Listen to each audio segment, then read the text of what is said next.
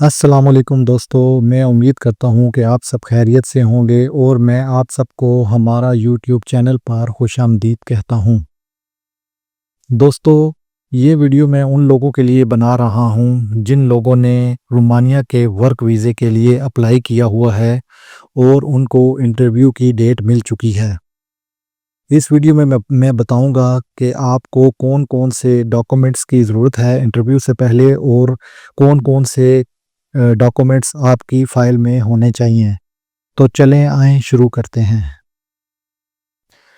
تو number one پہ visa application form ہوتا ہے جو کہ ایمبیسی آپ کو ای میل میں سینڈ کرتی ہے، جس کے 4 پیجز ہوتے ہیں۔ پہلا پیج یہ والا ہے اور لاسٹ پیج یہ والا ہے۔ لاسٹ پیج کے لاسٹ میں دیکھیں تو 2 باکس چھوٹے سے نیچے بنے ہوئے ہیں، وہاں پر آپ نے اپنے انٹرویو کی ڈیٹ اور ساتھ میں جس جگہ پہ آپ انٹرویو دے رہے ہیں اس سٹی کا نام لکھنا ہے اور ساتھ والے باکس میں سگنیچر کرنے ہیں۔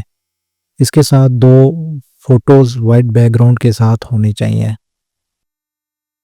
سیکنڈ نمبر پر آپ کا ورک پرمٹ ہے جو کہ گرین کلر کا ہوتا ہے۔ تھرڈ نمبر پہ آپ کا کانٹیکٹ پیپر آتا ہے۔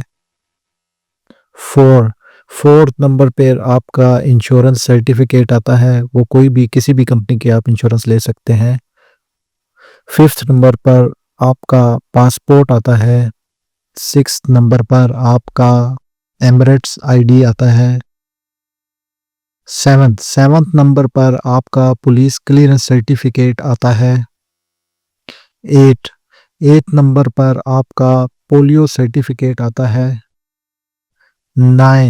9 پر جو آپ کا ڈاکومنٹ 9 نمبر پر جو آپ کا ڈاکومنٹس چاہیے ہے وہ آپ کی بینک سٹیٹمنٹ ہے۔